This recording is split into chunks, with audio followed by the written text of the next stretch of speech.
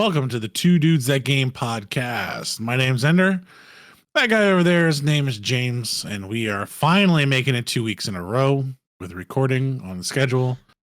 It's nice. I don't know what we're talking about today. I think we're talking about a movie, and then the demise of basically trade shows.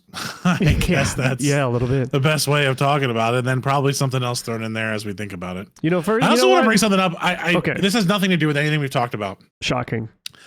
I was just looking through. We're 30 seconds in, we're off topic. Did you know they just made Scooby Doo a Pokemon?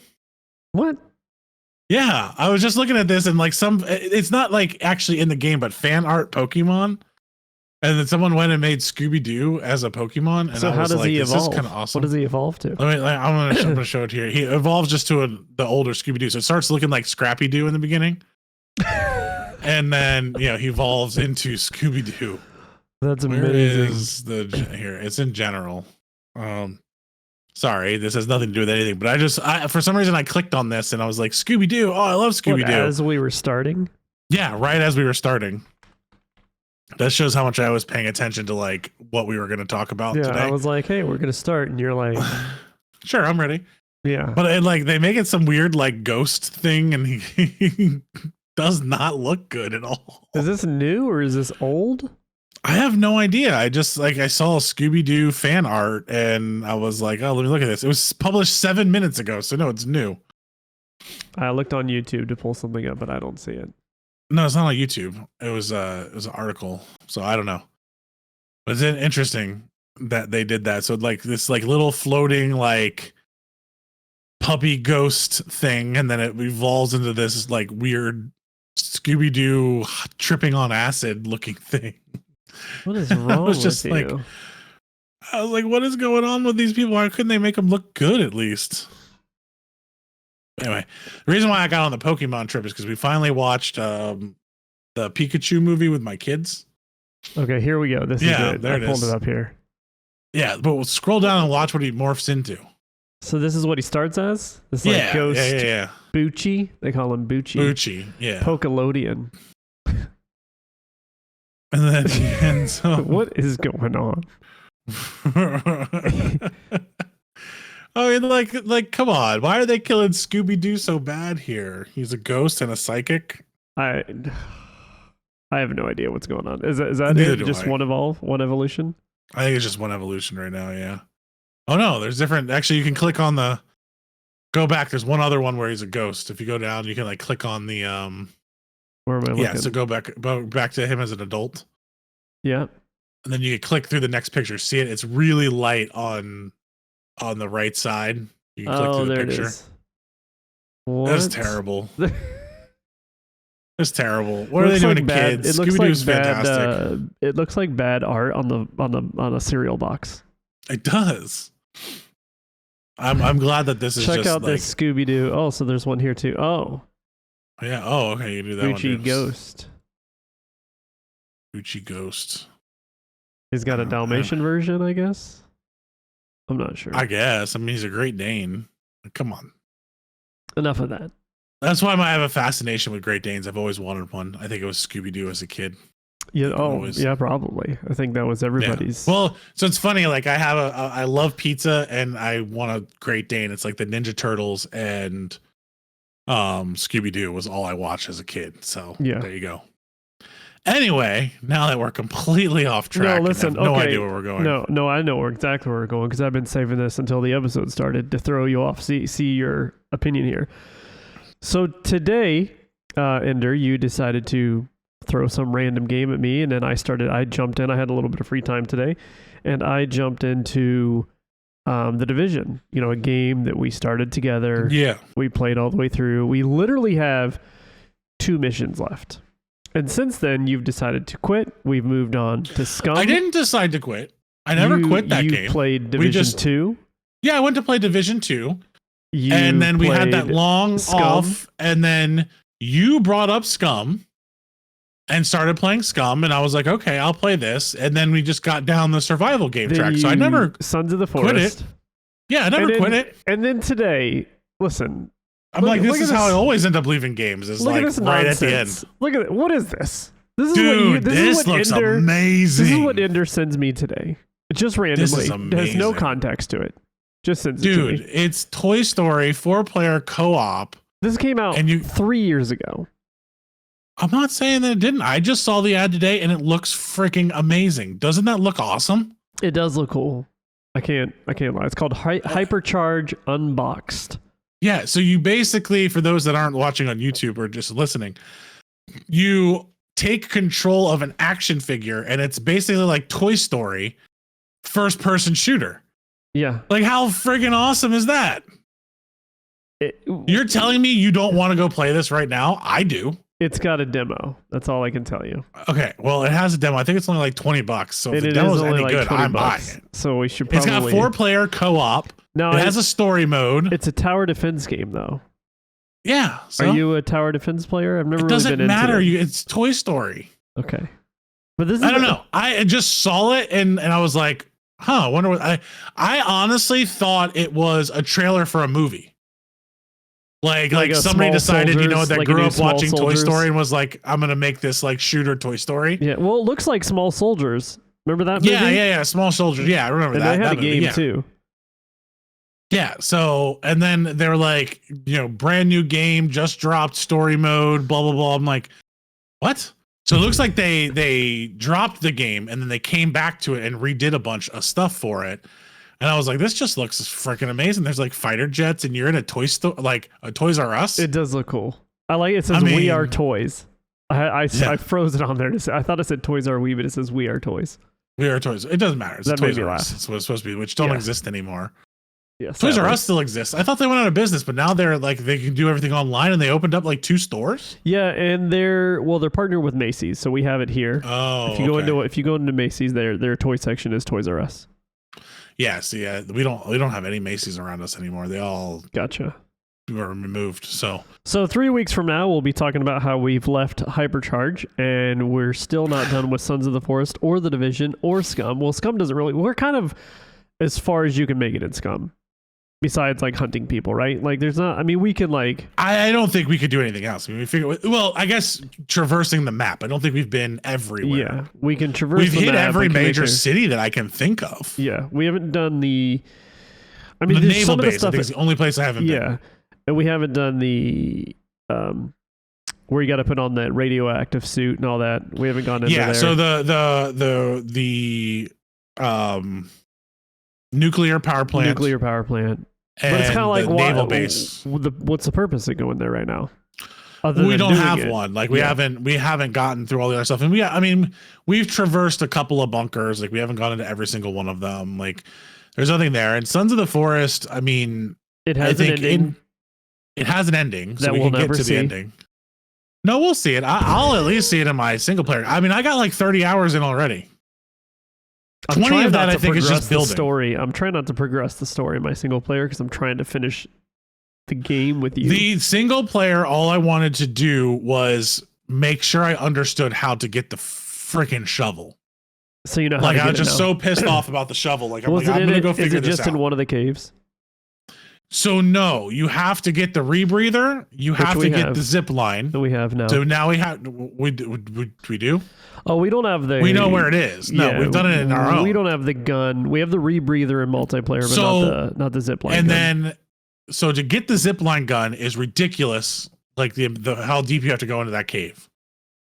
And then, so I did find it, like, it's not really a hack, but it's like what I was doing in order to get through it is I was... Right before I got into a fight, you can actually drop your tent inside. 100%. So, that's how I did it in single player. I was saving it, and then I'd fight and die, and I'd just reload right there. Fight and die, reload right there. Fight and die, reload right there. So that was the only way I could get through it. I have learned more from just like, so I know we were trying to do without watching any videos. I haven't watched any videos on the stories. Yeah. I've just been watching some videos on like starting the game, and I found that since we are on the beach, we're not near any of the crash sites, which means we're not stocking up on all the respawns. And that's why we're like, we don't have any ammo or we don't have any stuff to go through. So we just need to move again. and rebuild. No, I'm not going to move. I'm just again. saying like that. Like if I was going to go do it again, like, okay, let's make this easier on ourselves. Like I like the beach where we're at because we can see the cannibals coming. Yeah. Like I like but all they that. Can come so from a lot of places. Yeah, and there's also a couple places like there's a cliffside that you can build on where they can only come from one direction. Like, yeah, we could make it a whole lot easier on ourselves, and people have learned the game. Did you see the speed run that the guy beat the entire game in 10 minutes, under 10 minutes? Oh, really? Yeah, so he glitched the game. So there's like a thing where you can so you know the doors we can't get through, you need the badges. Yeah. If you take a stick in the top corner and jam the stick in the top corner, you glitch through the wall. So he did a speed run. When they do stuff like that, I think like, did a guy just run around? He was just so pissed he couldn't get in the door. He hit it with a stick and he was like, "Oh shit, I got through." I don't believe that. I don't believe it. I don't know how they. It's got to be someone has to be really smart with code.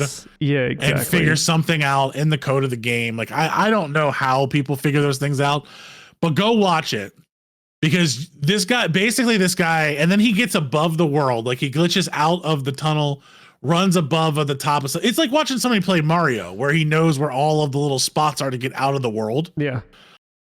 But all of it's going to be glitched away. So this guy will have the speed run record forever because you know they're going to go patch all that. And you're not going to be able to glitch the wall and things like that because they don't want this game the speed that they already say is supposed to be like 40 hours long. Yeah, the speedrun community, they're pretty hardcore about that stuff. So they'll say that's not a legitimate. Well, so since he didn't do anything that was like code breaking, technically, it was just like he stuck a stick in there and the door opened. Like, what is he going to do? Yeah, like, I don't know. Did he really break the game there, or did they just not code it right? Like I'm, there's a couple of things like exploits and things like that. Like, is he exploiting? Kinda, but I don't think Sons of the Forest is a speedrun game. I just know this was a speedrunner playing it, and they figured it out. The Forest became a speedrun. So game. They're also using like the skating. Have you seen that now? Oh God, I can only imagine. It's Call of Duty movement in Sons of the Forest. So basically what you can do is if you're going downhill, you can pull out your map or your build, not the build tool, and it puts you in this weird mode where you're frozen, but you slide. And you just like slide down the hill super fast. And you don't die. You take no fall damage. I should have done that the other day when I fell off. Yeah. So like I know now if you're falling and you don't want to take damage, take out your build and you won't take any damage. Nice. And also the sled takes 0 damage too. From any height you fall from, as long as you have it on. So Sons of the Forest, sounds like we're still going to be playing that. Dude, I have 30 hours in, I think a little over 30 hours into the game. There, 25, 30 or so. I think on my solo, 20 of those hours is just me walking around building. 100%. Most, yeah. Easy. I have a peaceful one where there's no cannibals, no nothing. And I just literally just walk around and be like, oh, let's build a bridge here. Oh, let's build this here. Oh. Now I am sad in my solo one. Rest in peace. Kelvin is dead. In peaceful? No. In my actual normal solo. Okay, so how does he die? How did he die?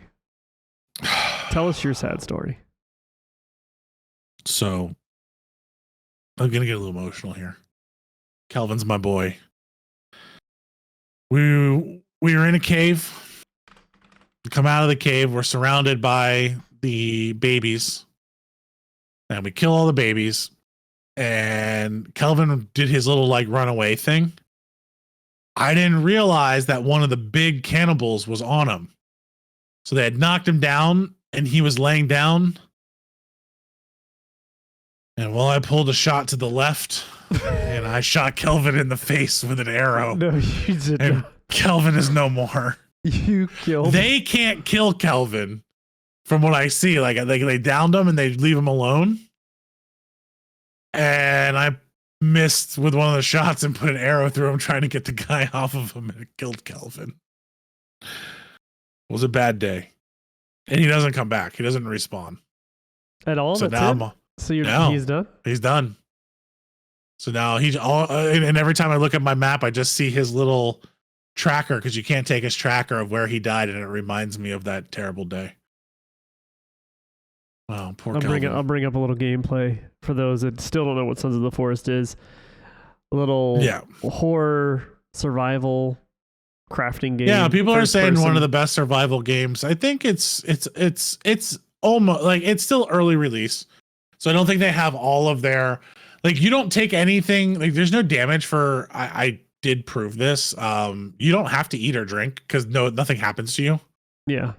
Your energy is purely based off of your sleeping, and you don't like take any damage. So not all their systems have been implemented. Oh, there's Kelvin. Look at him sitting on fire. There's your Kelvin. Yeah.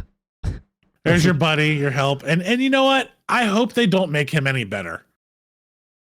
It's endearing how bad he is. like all of these moments go away. Challenged. It's endearing. And I did realize once, because now that I had the shovel, I was able to get the shotgun. You can give Virginia a pistol and a shotgun at the same time. So she can dual wield. She can dual wield so in our with those 3 arms. Game, she is going to be. She is a beast people. Once you give her that shotgun. She got 2, and then the pistol, like she going off, and she's unlimited ammo. Yeah, see, I have no desire to use the gun. I just kind of stand around and run people towards her. No, I'm gonna keep the bow and hand it to her. Like, let her go. But yeah. So anyway, I think there's a lot there, and I was really interested in how bad the community was hitting the build system. Like, it is so good. I know we talked about it before, but the build system is really fantastic. And they're just adding more features to it. Like, if they really do need like more traps and things like that you can set up, like different defensive walls and some of the builds, but the ease of which you do it, and just and here's what I'm going to say, and PC players are going to hate me for this. They had to take into consideration someone with a controller was going to play it. Yeah. Which is what has made it so intuitive, I believe, because you don't have to hit a lot of buttons. I will say this, there's no hotkeys. I've played it on my Steam Deck a little bit. It's pretty fun. So that's got controller input, obviously. And what's tough is that anything that I want to basically hotkey to, I have to put on my backpack so I can pull up my, just the backpack. You can hotkey with the keyboard. Correct, but I'm saying on controller, there's no hotkey, so you have to put things that you want to get to quickly on the back of your backpack. So you just pull out that part, and then you can click on things. Yeah, but that's stuff that they could change with like a wheel menu. Yeah, they just make it a quick wheel menu or something like that they could do. Let me ask you this, Ender. Sons of the Forest came out. It's early access. It has an ending to it, but they're continuously updating the game. What do you think the rush was to get the game out? Because how many people are going to play it, get to the end, and never go back? But there's multiple endings. The game ends differently based off of what you do. I understand that, but how many people are going to play through it once? The casual person, like they're playing and finishing this game before cooler features are being added to it. What do you think the rush was to get the game out? They needed money, or... I don't know. Like, I'd have to go back and see what was going on during the time. Like, what other games were coming out? Were they trying to be first to the market? Well, think about this. Scum is a great example I'm comparing it to, because Scum is out early access. You can do tons of stuff in the game, but guess what? The story mode and the ending of the game is not there. So once that releases, that brings reverse back a whole it. So reverse the thing. Like, yeah, we built our story mode first. It gives, like, we stopped playing Scum because there was no end. They gave you a game that had 30 to 40 hours of linear play, not really linear play, but open world play that you could go do stuff in.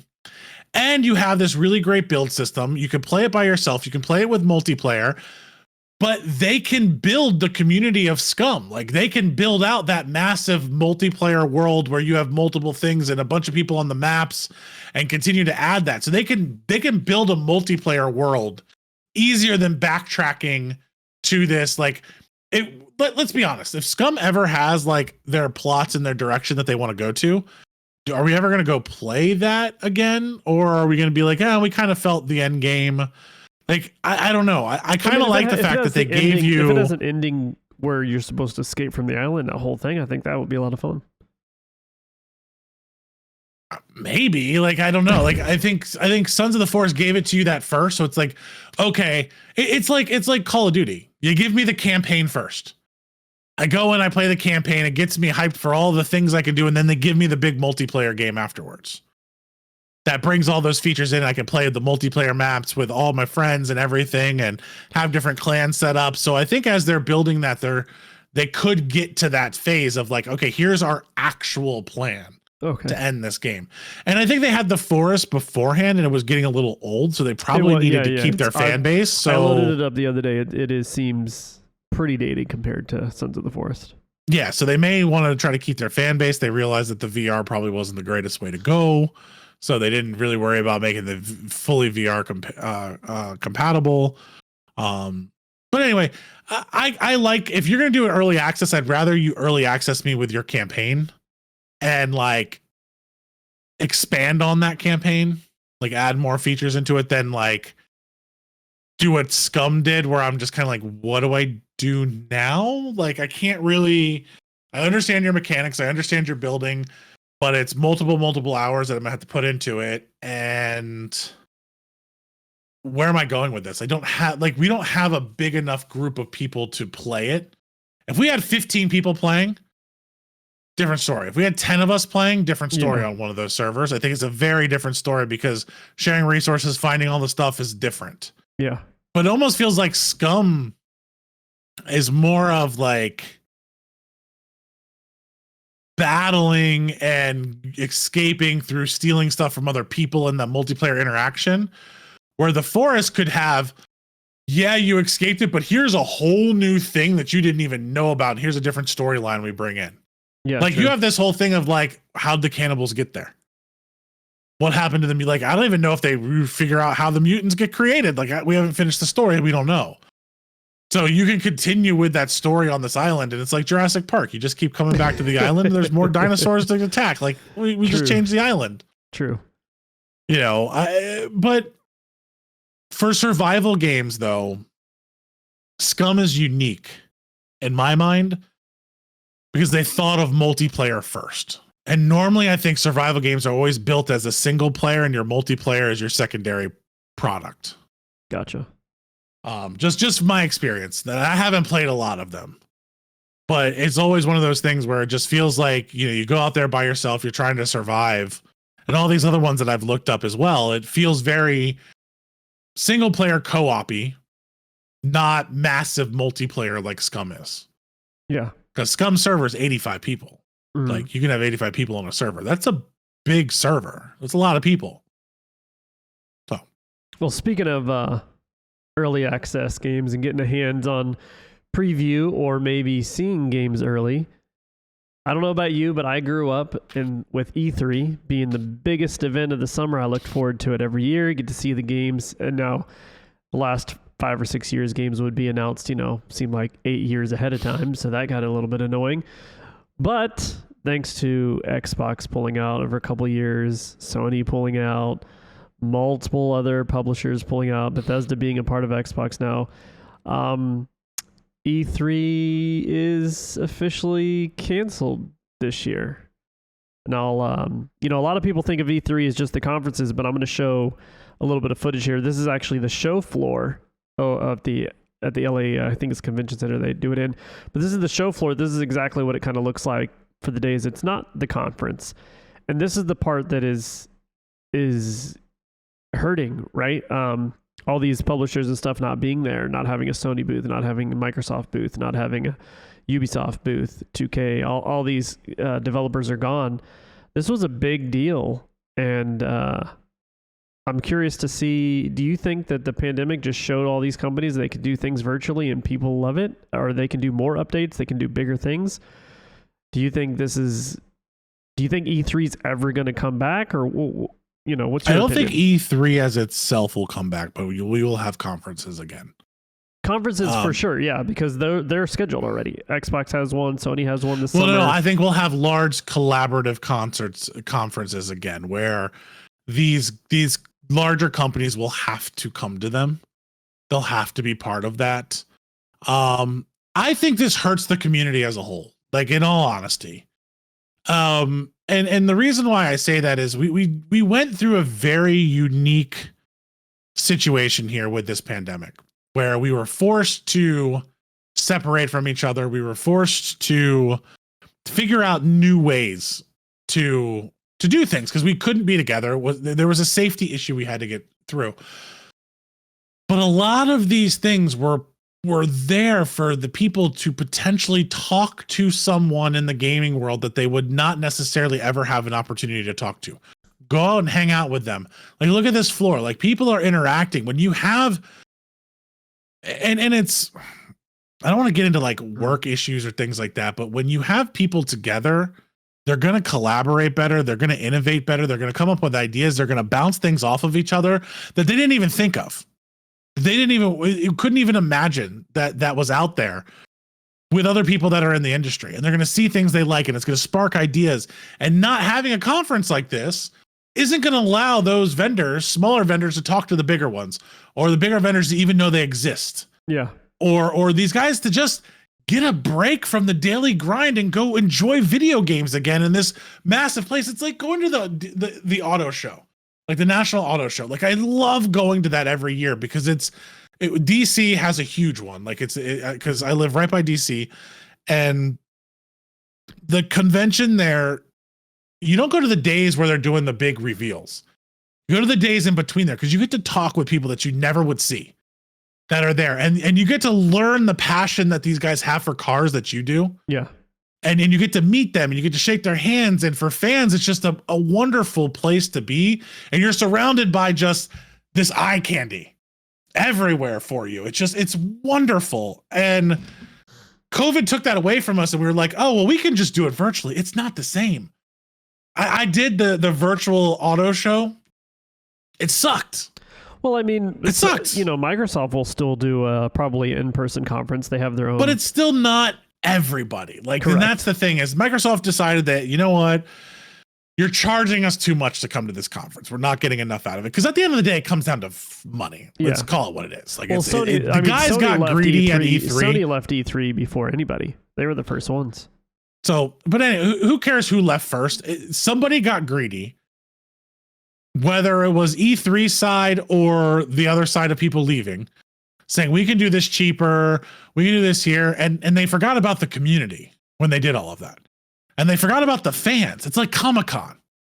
I mean, it's not there. You're not there for you. You're there for the fans to come. You got all the PAX conferences. You have GDC. So you still have something, but E3 was like the summer Super Bowl of video games. That was the thing. So yeah, I'm not saying you don't have other ones that you can go to. I'm not saying that there isn't like going to be another convention out there and they have it all. I just think when you start losing the conventions and people think, oh, we can do this better on our own, that's not what it's for. This is for fans to come together to see all of the things that they love. That's what it's for. And we lose sight of that because, oh, it's going to cost us this much money and we're not going to get the return on our investment and blah, blah, blah, blah, blah. Does it matter? Like, when you're talking about the billions and billions of dollars you're making off of us buying games, does taking that, $50,000 hit to put up a booth, send a couple people out to talk to them, shake some hands, really mean that much to you? Like, and if it does, correct me if I'm wrong, but my guess is that's just chump change that you can do for travel and get people there. Because I know my guys, I know people that I work with that'll travel for free as long as you pick up the flight ticket. Everything else is on them. Yeah. You give me a hotel room, which you already know you're comping anyway, and those you're getting super cheap. You're getting super cheap tickets for them. What is, you give them, $40-50 a meal? Like, it's not that big of a cost for the potential of making fans happy. And you could possibly meet someone that you didn't know you were going to have and have the next greatest game in the world. Yeah. I used to live out in LA, and every year that E3 came, I always went to all the IGN meetup stuff. So I met a ton of the hosts from IGN and the writers and stuff. And it was always really, really cool just to have a beer with them, chat with them about their, maybe their favorite sports team. Ryan McCaffrey, big baseball guy. So we'd always talk about Reds and Diamondbacks, and we talk sports, and he'd always have his predictions and stuff. But that was always probably the funnest time for me, and just the amount of people you meet in the gaming industry that you didn't even know exist. And that's not even going to the actual E3 show. That was just all the meetup stuff around. Yeah. So I think it's sad overall. I think something will be back. Someone will take its place. But for people looking at this and saying, oh, well, it's not what it used to be and blah, blah, blah. You're right. And it may be time for it to go. Conferences come and go. They're not going to be the same there, but it is a blow to the community whenever you lose one of those, because it's a meetup that people know and love that they're not going to have. It's like take away Comic-Con, like even take away one of the offshoot Comic-Cons, because I just took my kids to the kids Comic-Con that we just had. Like, okay, right off the kids Comic-Con, like my kids had a wonderful time there, and they grow into all of those sorts of things. You could easily have canceled that, because I guarantee those guys weren't making any money off of my 4 and 7-year-old coming to shake hands with the writer of, I don't even remember the name of the book that my daughter reads that we were there, but they were there. Mm-hmm. So they get to grow up with that, and they get to interact, and they get to see that interaction, and it's this wow moment that you have. Like, I would love to be able to being able to take my kids when they're older to E3. Like, look at what this really is. This is glamorous here. Like, this is a big world. You could be part of this. Yeah, exactly. And you lose some of that. It's like the first time I ever walked into a baseball stadium. This is like a cathedral. This is something like you're a little kid and you walk in. It's the biggest thing in the world. Like, you just lost one of those events that could have spawned the next greatest person in the industry because of $60,000-$70,000. They claim that it's coming back. Do you believe that E3 as we knew it will ever come back, or do you think something will eventually just take its place? Not with the current management, because I know a lot of them don't like them. So I can't remember the name of them, but I know that was one of the big issues of who took over E3, and a lot of people did not like that management group. Yeah. So probably not with them managing it, but if you get a new group of people, you get some passionate people in there that really care about gaming, and they are willing to go out there and talk to them and be like, look, we want to make this what it used to be. We need you here. Here's what we're going to do. You're going to have to cut some deals with some people. You're going to have to make Microsoft feel good about themselves. You're going to have to do that. I think the only chance we have to see anything like this again is the more and more E3 keeps falling and canceling year after year. Jeff Keighley, Summer of Gaming, he's constantly partnered with people. He's the one that does the video game awards show every year. He seems to have a lot of ins and a lot of favor with a lot of these companies, and he's able to bring he's able to pull off some pretty miraculous things sometimes. I remember the year they had the head of Nintendo, Sony, and Microsoft all on stage at the same time. Stuff like that just is pretty rare. Somebody passionate about gaming is going to have to bring them together. And I could see his showcase becoming something big where he brings in, media and developers all on a showcase. And it's going to be somebody that's not out there to make a dollar. Like, he's like, I'm okay with the profits that I have, because you got to make money. I'm not trying to say don't make money. I'm all for capitalism, make money off of what you're doing. But I think there's a level of greed that you start to say, okay, is 10 million enough? Maybe I can just make 11. Well, you were fine at 10, and then you screwed people at 11. Did you really need to do that change? You sound like the owner talking to Lamar Jackson's agent. That's how you have to do it.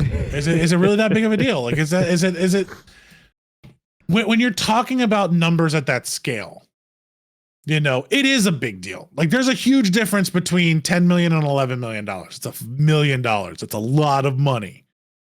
But when you look at it over the course of time and what you're gaining from it and things like that, did you really gain that extra million, or did you lose your value in what you're doing? Yeah. And your value prop of who you are. And I think E3 lost who it was to the vendors that showed up, and the big guys stopped showing up. And maybe it was the big guys that lost track of that. Phil Spencer, like, he seems like a gamer, but he never came back. Why? Like, why, if Phil Spencer is this great gamer that loves people and all of these things, why wouldn't he want to be at every convention he could possibly be at? Yeah. It's a good question. So is there something internally that these guys are doing that they just don't like? Then someone needs to grab their ego and say, okay, well, let's make this what you guys want. We're going to have to figure this out. But when you're talking about billionaires, they don't normally cater to each other. Yeah. All right, I'm over. I'm done. You're done with that. So, final topic of the night. I've been excited to see this movie We'll just say what it is. Tetris on Apple TV. I'll be honest, Ender, I really didn't know what this movie was about, and I wasn't really sure what I was getting into. And essentially, it's a political story. So I show knew a little bit of the trailer here. Do we have audio on the trailer? No audio. Okay. I didn't want to talk over it if you threw the audio up. No audio on anything. I knew the basics of the story. Like, I knew there was some political issues of getting it out of Russia. Like, I knew it was USSR at the time game, that there was a lot of players involved. And the only thing else that I knew about it going into it was that one of the guys that was selling the rights, like, never actually owned any rights. Like, I knew that happened, but I did not realize the extent that, I guess what is it, Hank Rogers went to of actually going to the USSR. Like literally going there and almost getting thrown into jail. Like to make this work. Like I had no idea, because I knew it was all in Tokyo and Japan, and that's where he was really trying to build it, because he moved to Japan, married his wife there. Like, I knew that part of it, but had no idea all of like the crazy KGB Russian stuff that was going on. But when you think about it, of the times with how the USSR and I mean, we're talking about like right after the Cold War, during it, really. What was it, 80? So yeah, right at the end-ish beginning. Like, yeah, right at the end-ish. So, super cool story. I would recommend everyone to go watch it, but don't expect it to be a movie about the game and how it was developed. It's about the distribution rights. I will say there are pieces of it. What you find out really quickly how the game is basically made by this guy that just worked at a government building. So he just but I mean, you're in Russia. Everyone works for the government. Yeah, but what I thought was interesting. I don't want to give away. He built it off of their word processor. So basically, it was a guy that took an Excel spreadsheet. The blocks were parentheses, Ender. Yeah, he made it off of he made it off of Word, an Excel spreadsheet. So have you ever played a game inside of Word? Like they have, that's what he did. Yeah, but it's crazy. Like you think about it. And they were pissed at him. The Russian government got pissed because they were losing so much productivity, because everyone was playing this game on their computers, and that they had on there. And it was Alexei, I can't think of his last name. Pajnovic,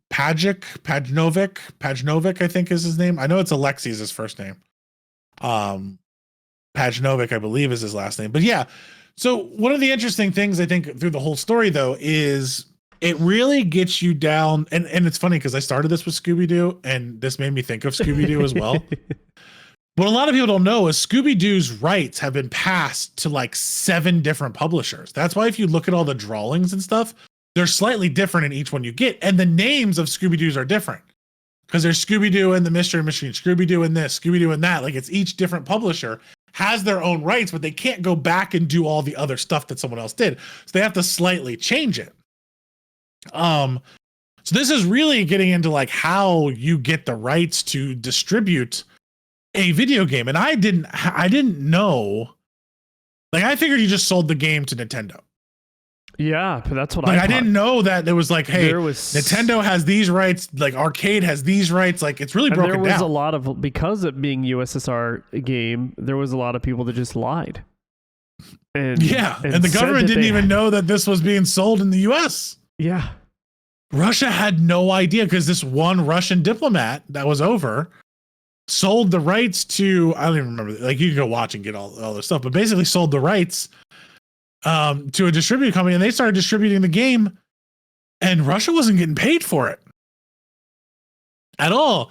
But then you saw the greed and corruption of basically the communist state, where the one guy was not after doing what was best for Russia.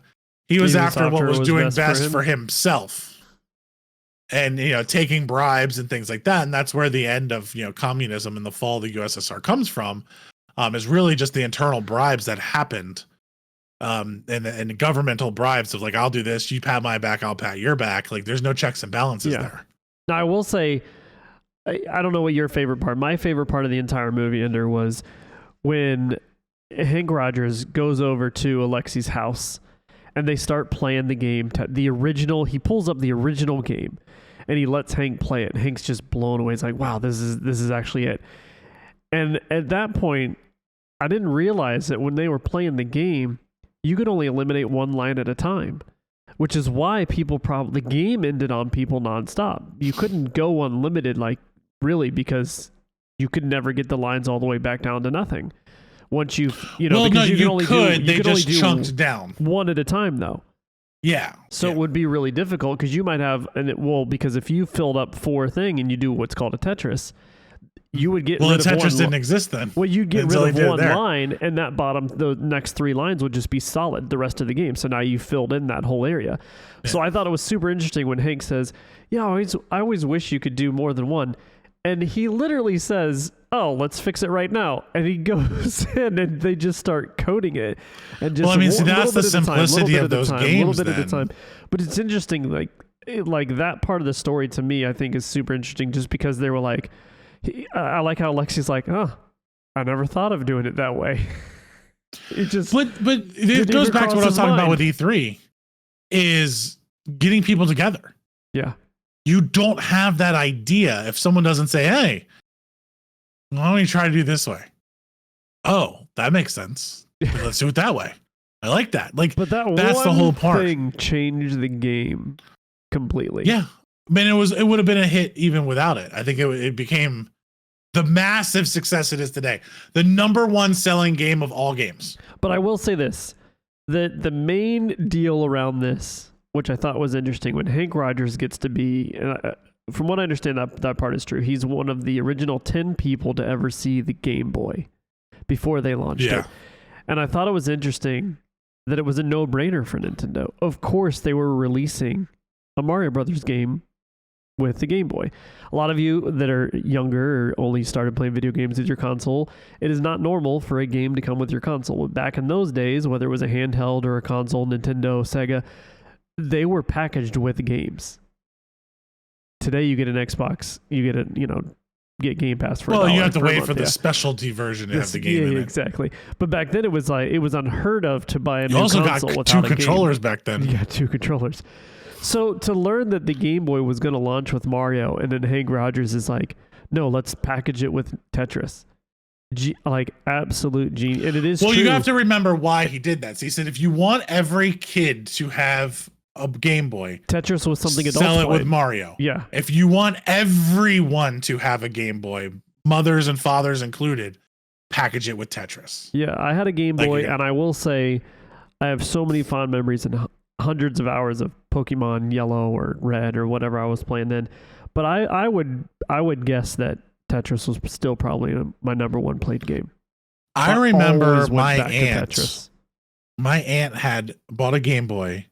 First time I ever saw it. I never had one. I always wanted to go over to her house to play it. She bought it the only game she ever had was Tetris. And she played the hell out of Tetris. But I remember just sitting there and playing for hours, like just losing myself in this stupid square game. And I hate the name of it because I get Tetra for the 4 and then tennis, like, because Lexi liked tennis. Like, yeah, exactly. Okay, that's interesting. But I just remember sitting there for hours. And I mean, she had beaten the game.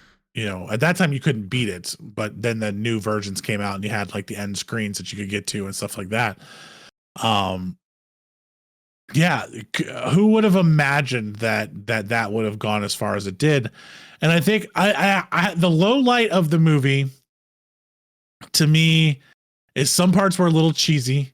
Yeah. The chase scene where they were like turning into Tetris characters. Like, what is this, awesome. Frogger now? What are you talking about? Like, that was amazing. That was so stupid. That was so good. That was perfect video game. It was so stupid because it wasn't Frogger. If it was Frogger, it would have made more sense than Tetris. That's okay. But I get, like, he had to fit his, trust me, it'll fit when they're driving the car. Like, I know this because I can tell how many square blocks it is. No, okay, come on, guys. That was just terrible. My favorite part though is literally the end of him getting Alexei out of Russia and getting him what he's due. Yeah. Because he never would have seen a dime for the game. The Russian government took it from him and he saw nothing. And Hank gets him out of Russia and gives him a job to where he's able to see the beauty of his game get played by millions of people and get compensated for it. Yeah, and also help design and make other iterations. Design more games where he should be. Hank and Alexei eventually took over and completely owned all of. I think it's just called Tetris Co now, right? And I believe Hank's daughter is technically the CEO or president of it now. Right now, yes. So it's an interesting story. It's something for those that think it's just about a silly video game. It is way deeper than that. I could not believe. I remember texting our group saying, "Wow, I can't believe what I just watched." I wanted to make sure all of you guys watched it. Yeah, it was on my list to watch, and then when you watched it and said, "Hey, this was great," then I bumped it up on the list of like, okay, let me make sure that I watched this mainly so we could talk about it when we got into it. But yeah, a fantastic movie. I recommend anyone that is into the history of games, like, go watch it. It's definitely worth the watch. And even if you're not into it, just the political back and forth between us and Russia. Like, let me rephrase that. I love the part when he gets him out, but my favorite part is when he's writing the contract between each one. So the basically there's a part where they're all, and they don't know they're all here. So you have the main Russian diplomat guy, I can't remember his name, that stole the game basically, or he didn't steal it. He used the loophole because they said a computer, he had the rights of a computer, but they didn't define like the keyboard or whatever it is at that point. Anyway, he had that. He had him there, and then he had the other big corporations. They had 3 people there, all trying to do it. And the guy from Russia is going in between all of them and modifying the contract based off of what they're reading to him as he's going through. And like, this guy is an honorable Russian dude that's trying to get the best deal for Russia.